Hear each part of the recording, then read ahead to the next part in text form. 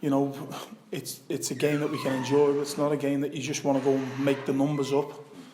We know it's going to be a massive ask and it's going to be a really tough task for us. But as I say, we're looking forward to it. We'll give it our best shot and see where that takes us. What's the first? You're the first non-league side to have VAR in a game as well. What are your feelings on that? I know I didn't know that till this morning actually, but I think VAR is a big grey area at the minute, whether it's positive, whether it's negative. My own point on it is it's not working as well as it could do. So don't be expecting me to be in the technical area going like this. But if it works for us, I'll be happy with it. So it's one of them things. Did you watch Sheffield United last night? I did. As an Evertonian in Anfield, it wasn't... I haven't been for 20 years. When I went with my brothers 20 years ago, and I went a couple of weeks ago into the 5-5 draw with Arsenal because my youngest lad's a Liverpool fan, so I took him for his first ever game. Being a cup game, I was lucky enough to get tickets, and then I found myself back there last night. So hood was up, scarf was around the face, and then I sneaked. And I think you've got to, you know, do your homework the best you can. But I didn't learn anything new. I thought Liverpool are well on top of any team in the Premier League at the minute. Sheffield United has done fantastically well, but on that occasion last night it was a tough game for them. So I enjoyed the game. I enjoy watching any game of football, and certainly when you're watching the best in the business at the minute, like Liverpool are, fantastic side, but tough night for Sheffield United.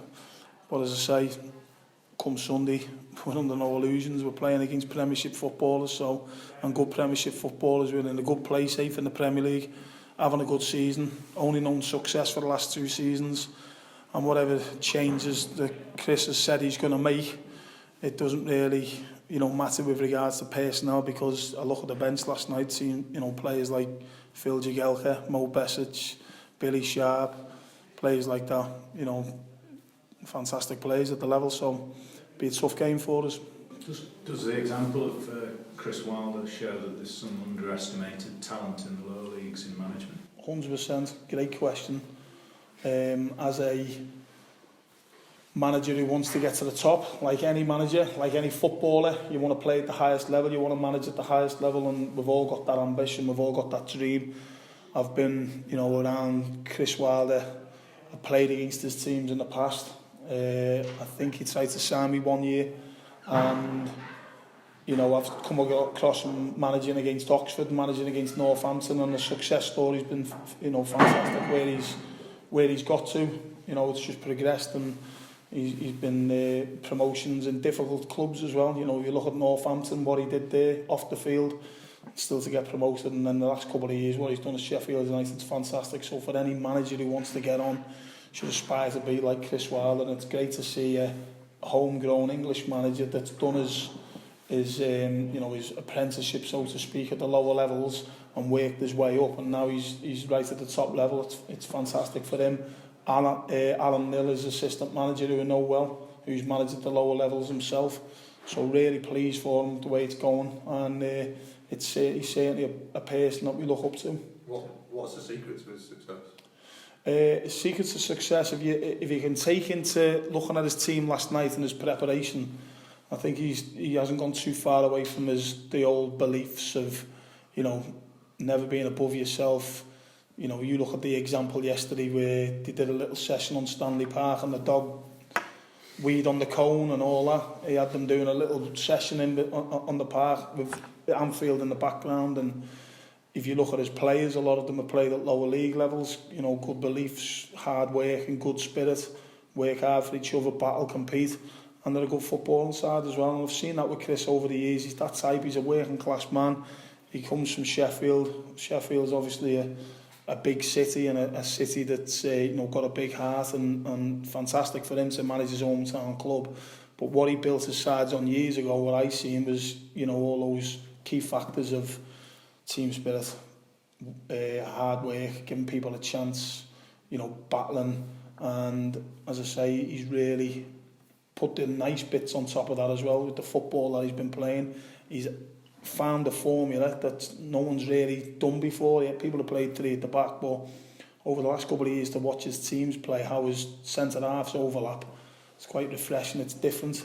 But that's the formula that's worked well for him, and as I say, it's got a couple of promotions. Never used to do it, but it works for him at that club, so I'm really pleased for him. And as I say, he's a good, honest, hard-working fella, and that's reflected in his team and reflected in his club and his city as well. On that, Jim, he is a coach though, isn't he? I mean, like, people will talk about, obviously, man management and that importance of work ethic and discipline and everything, but he is a coach, and often the sort of the English element might get overlooked. If a foreign manager would come over and was doing the overlapping centre halves, would all be like cock a hoop about it, when actually it's one of our own doing it. Yeah, what I've seen is he's got, in my opinion, the key factors right in the right place, and he's got people who are willing to work hard and have that spirit.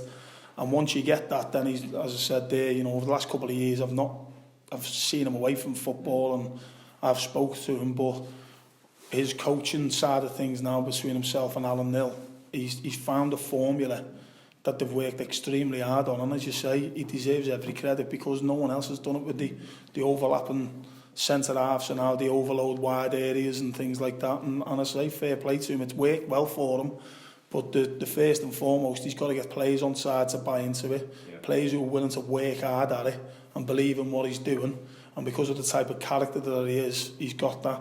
And as I say, the little bits around the side that he's added on, obviously over, you know, I've seen him manage Halifax, Alfredton, Oxford, Northampton. You know, I've not come across him since then, since he's been at Sheffield United. But from the outside looking in, you can see between himself, Alan, the backroom staff, that they have created something different, and it's refreshing in this day and age to see an English manager doing so well in that regards. Because as you say, if it was a foreign manager, everyone would be raving about it, that someone's invented the wheel, but actually it's Chris Wilder from Sheffield who's an up-and-coming English manager, so fair play to him. The idea, the concept of overlapping centre half sounds bloody hard. It's not something you've contemplated, is it? Well, we have played three at the back in the past, and I've come up against three in the back at the back, and I've seen different styles within it. You know, I've played against the team in the past where you have to block the right-sided one that comes out, and you're doing your own work and the other two level off, but I've never seen it as flexible as what they do. You know, I look tight to see, because the first time I've seen Sheffield United live last night, unfortunately for Sheffield United, we came coming up against the best team in the world at the minute, and apart from one example in the first half where the right side had got on, and one example in the second half when Jack O'Connell got on, there wasn't much evidence of it because Liverpool mastered the ball that much, so it wasn't evident there, but obviously the clips that you can watch of them. Yeah. Chris Basham was slogging in and out of about 5 City players on Sunday. You know, it is like... Yeah, but you can see what they do. They have the licence to go. It was 5 minutes into the game last night. He was playing higher on the side. I was watching the game. He was actually playing higher than his wing back, which was mad. And I sat with another manager, John Coleman, watching the game, and we were studying how they do it. And it was quite interesting to see how the rest of the team plugged the gaps behind. And then Jack O'Connell went on a run second half and won a corner. You know, that's a centre half bombing 50 yards to win a corner. So, as I say, it is refreshing. It's nice to see. You know, football does evolve, formations, playing styles, etc. And he's found a formula that's worked really well for him, that's took him on. He's not changed, he's stuck to his beliefs, and fair play to him. Yeah. I was going to say, I think you were saying to Lee before, your experience of did you have one experience as a player of the FA Cup third round against Ipswich, which I know you got sent off on, but you scored a couple of goals to get you I did. in the previous round. Yeah, a hero to villain, yeah.